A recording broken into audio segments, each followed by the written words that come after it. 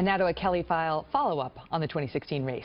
We brought you the story last week of David French, the conservative writer and veteran being recruited to mount a third-party challenge to Donald Trump.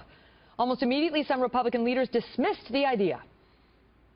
I don't see it going anywhere. I think in order to be a viable third-party candidate, I think you have to have a national name ID and a ton of cash in order to get even a blip on the radar.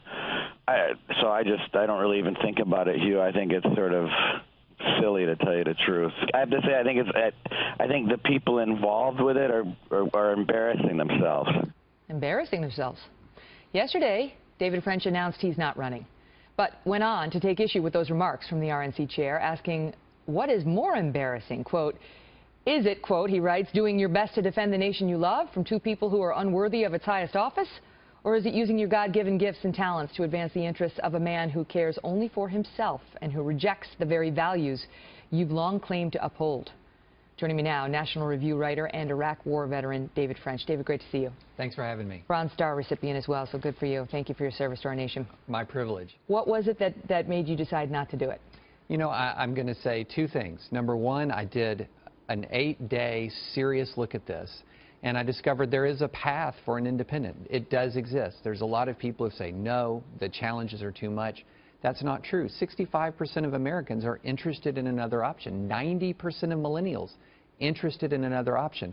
But then I'm not the right person to do this. I think, and looking at it, what you've got to have is somebody with their own independent constituency, somebody who can hit the ground not just running, but hit the ground sprinting. And if they can do that, they can make a dramatic national splash. And so, you know, I, at the end of the day, didn't want to do more harm than good. You know, I took a look at it because these are sad times for our country. And I felt like somebody should step up. But I also know that there are times when somebody is not, in fact, better than nobody, if there's a possibility that that somebody could actually hurt the cause that you love. How would it have hurt the cause? Well, you know, there's a reality that if somebody steps into the arena and they don't have huge name ID, as Rance noted, he's a decent political analyst, even if he's covering for a man who's doing terrible things.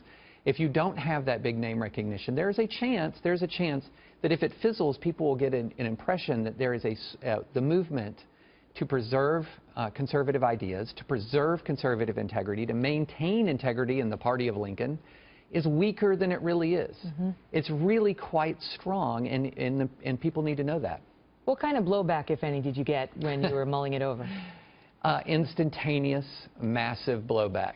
It was really interesting. For somebody who was supposed to be completely irrelevant here, it was stunning the level of blowback I got. A Trump operative tracked down one of my wife's family members in Tennessee to say that it was going to be really rough for me if I tried this. There was pressure placed on a number of pressure points, and that didn't deter me.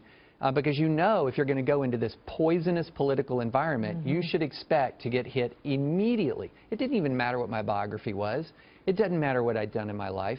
It was just the fact that I was considering taking on Donald Trump meant that I had to be attacked, and I was. What are you going to do now? Who are you going to vote for? I'm not going to vote for Hillary Clinton. I'm not going to vote for Donald Trump.